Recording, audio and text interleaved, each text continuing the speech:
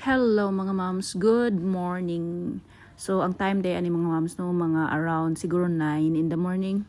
So everyday late na ko makamatag yun kay sayo mo kumamata mga alas 5 kay mag-prepare og lunch ni Richard, and then after that mobalik sad ko katulog maong alas 9 na ko makamata, most of the time 9 o'clock gid siya. So human pagmata day na ako mga moms, ako na dayang gisugdan og panghipos ang among higduanan.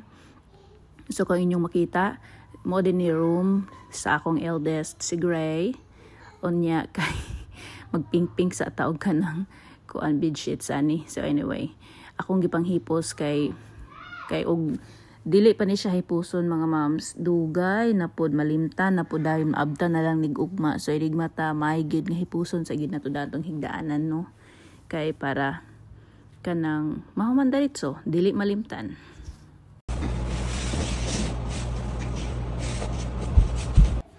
So while daay gipanghipos ko sa among higdaanan mga moms, ang duha daay kabata tuan na sa gawas.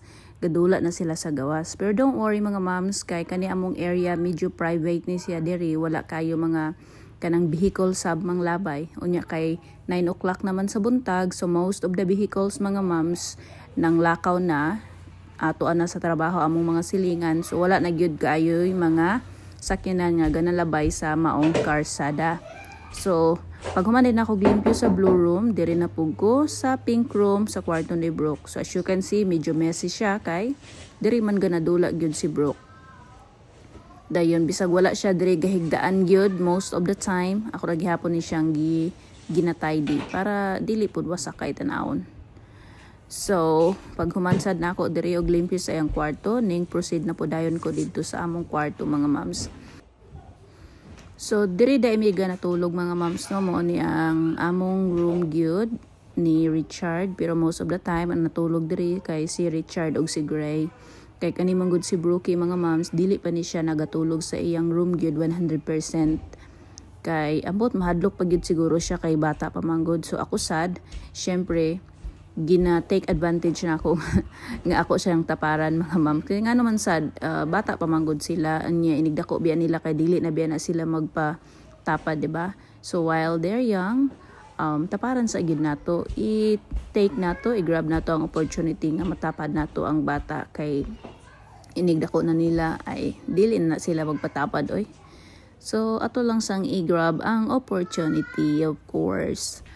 Onya, kadyo traman kay ko diri sa kwarto, kay igor man ko nagkanang ayos sa mga wasak nga higdaanan. So ning kanaog ko, niadto ko sa living room. Onya, pag abot diri sa living room mga moms, ako na lang po dahil gipamunit ning mga alugnan. So most of the time, among alugnan mga moms, naagid na siya perminti sa salog. Kaya ambot ning akong mga anak, ganahan, gid na sila magdula ning mga alugnan, mag-build man ni sila oy. Onya amo sang mga habol, magdala na sila habol diya sa living room kay magdula lagi, mag-build na sila balay-balay on sa baka oy.